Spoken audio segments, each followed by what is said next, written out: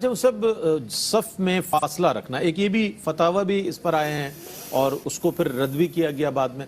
کیا فرمائے گا؟ عصر حاضر کے تناظر میں یہ سوال بنتا ہے کیونکہ اب جمعہ ہے یا ظاہر تراویح کی نماز ہے، پھر آگے انشاءاللہ عید الفطر کا معاملہ آئے گا، بڑے اجتماعات جس میں آ جاتے ہیں.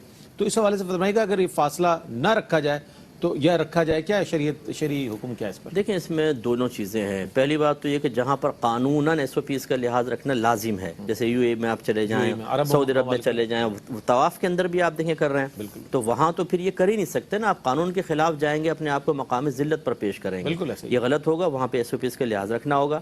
دوسرا ہمارے ملک پاکستان کی جو فضا ہے کہ گورنمنٹ بار بار ریکویسٹ کر رہی ہے کہ آپ SOPs کا لحاظ کریں، اس میں اگر ہم اس کا خیال کرتے ہوئے فاصلہ رکھ لیں تو اس میں شرعاً کوئی حرج نہیں ہے. ٹھیک ہے نا، رکھ سکتے ہیں اگر اس کا خیال کریں، کیونکہ تیزی سے کورونا پھیل رہا ہے. بالکل جماعت ہو جائے گی، جماعت تو ویسی ہو جاتی ہے، لیکن اس میں یہ کہ کراہت آتی ہے.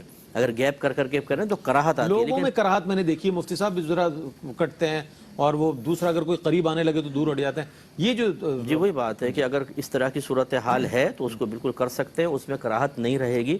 اب آپ پڑوسی ملک کا حال دیکھیں نا، آکسیجن ختم ہو گئی ہے، لوگ روڈوں پہ مر رہے ہیں. بالکل ایسا ہی، خدا نہ کرے اللہ نہ کرے ایسی صورتحال ہمارے یہاں پیش آ جائے اور پھر مسجدوں کو لاک کر دیا جائے.